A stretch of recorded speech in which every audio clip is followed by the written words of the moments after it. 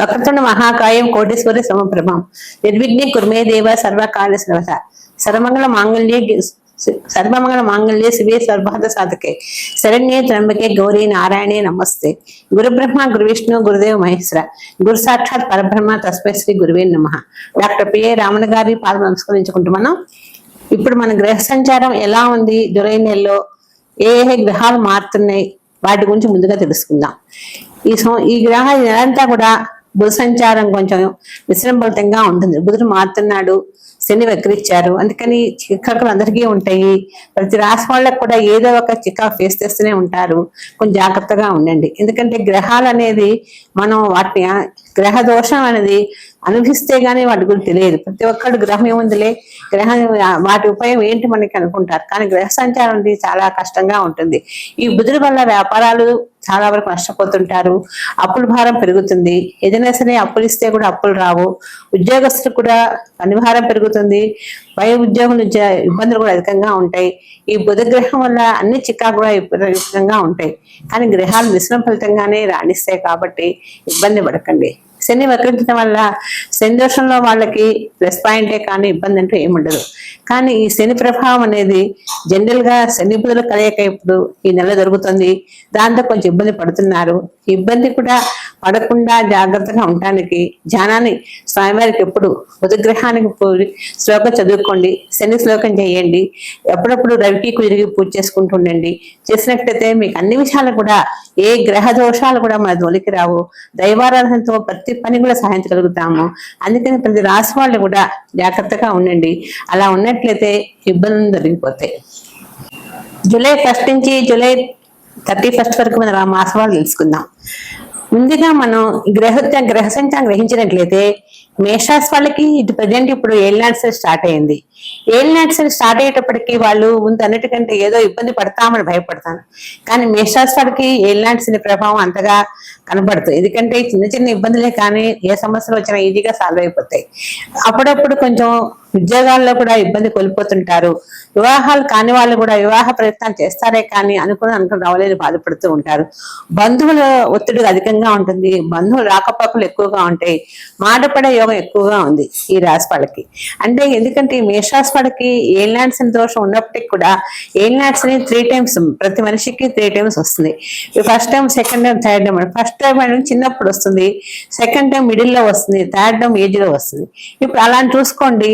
అశ్విని భరణి కృతికా నక్షత్రం వాళ్ళు మేషరాశి వాళ్ళు అవుతారు. ఈ మేషరాశి ప్రభావం ఎంతైనా సరే మిశ్రమ ఫలితంగానే ఉంటుంది. భయపడకండి. కానీ నెలంతా కూడా వీళ్ళకి వ్యాపారాలు కానీ ఉద్యోగాలు కానీ ఏమైనా సరే కొంచెం అతిగా కష్టపడితే కానీ సంకల్పం ఉండదు. ఎందుకంటే సంకల్ప కావాలంటే కష్టపడాలి. కష్టపడితేనే పని ఉంటుంది అనే వాళ్ళకి ఎంత మేషరాశి వాళ్ళకి ఎప్పుడు కష్టమే, శ్రమకు తగ్గ ఫలితం ఉండదు. లేకపోయినప్పటికీ కూడా కష్టపడతారు. 10 మందికి సహాయం చేస్తూ ఉంటారు, మాట పడుతూ ఉంటారు. ఈ రాశి వాళ్ళకి ఎందుకంటే ఈ మేషరాశి వాళ్ళకి 10 మంది కావాలి, ఎంతతో బాగుండాలి, హెల్ప్ చేయాలి అని ఆలోచన ఉంటుంది. కానీ ఇంట్లో మాత్రం ఏదో ఒక బాధపడుతూనే ఉంటారు. భార్యాభర్తలు చిన్న విషయానికి కిచాడుకుంటూ ఉంటారు. విద్యార్థులు కూడా చదువుల పట్ల గ్రహించరు. అనవసర అపకాలతో కాలం వృధా చేస్తూ ఉంటారు. ఇవన్నీ కూడా ఈ గ్రహ సంచారాలే కాదు, ప్రతి ఒక్కరికి కూడా గ్రహాలు పక్కన పెట్టండి. గ్రహాలు ప్రతి ఒక్కరికి అప్ అండ్ డౌన్స్ లో ఉంటాయి, మిశ్రమ ఫలితంగా ఉంటాయి, మారుతుంటాయి, వస్తుంటాయి. వాటినే పట్టుకొని చూసుకోవటం కాదు, మనం కూడా శ్రమ పడాలి. ఎప్పుడైనా సరే మన శ్రమ పడితేనే మనకు ఫలితం లభిస్తుంది. దైవానుగ్రహం కంపల్సరిగా ఉండాలి. దేవుణ్ణి నమ్ముకోవాలి, దేవుడికి పూజ చేస్తూ ఉండాలి. ఎప్పుడు గ్రహాల మీద ఆధారపడకూడదు. అప్పుడే దేవుడు మనం రక్షిస్తాడు.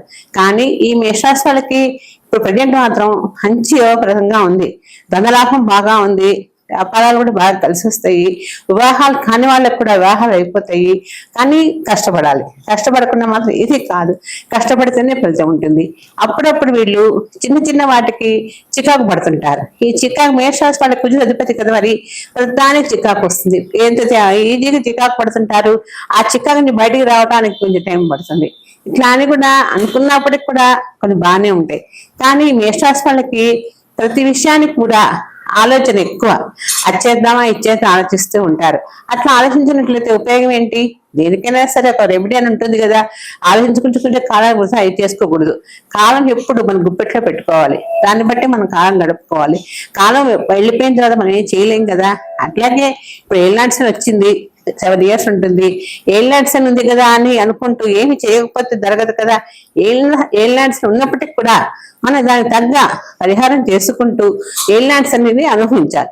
అనుభవం లేకుండా మీరు ఏలినాడ్స్ వెళ్ళిపోదు. మనం రెమెడీ చేసుకోవాలి, అనుభవంగా ఉండాలి. ఎందుకంటే శని దోషాలు ప్రతి ఒక్కరికి వస్తుంది, ప్రతి ఒక్కరు అనుభవించాల్సింది. అనుభవించినప్పటికి కూడా దానికి పరిహారం చేసుకోండి, అన్ని విధాలు బాగుంటుంది. మాసం అంతా కూడా వాళ్ళకి ఇలాంటి ఇబ్బందులు వచ్చిన ఈ మేషరాశి వాళ్ళకి ఈ నెలలో మాత్రం ఏ సమస్య అంటూ ఉండదు. కానీ కొంచెం పెద్దల ఆరోగ్యం గురించి చికాకు పడుతూ ఉంటారు.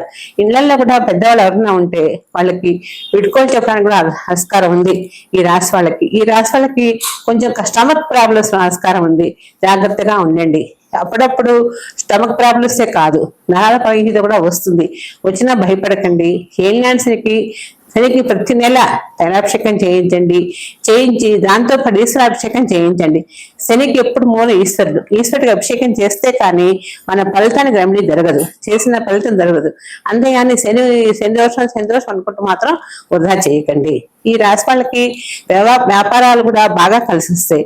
అయితే వ్యాపారాలు చేసేటప్పుడు కొంచెం ఆలోచించుకోండి, ఏ వ్యాపారం కలిసి వస్తుంది, ఏ వ్యాపారం బాగుంటుందని తెలుసుకోండి. కానీ ఈ వ్యాపారాల్లో కూడా ఈ నక్షత్రాల వాళ్ళు అశ్విని వాళ్ళకైతే తొందరగా వ్యాపారం కలిసి రావు. ఎందుకంటే వాళ్ళు అశ్విని వాళ్ళ వ్యాపారం చేయలేరు. భరణి వాళ్ళు అన్ని వ్యాపారాలు చేయగలరు, కానీ మాటకారిగా ఉంటారు.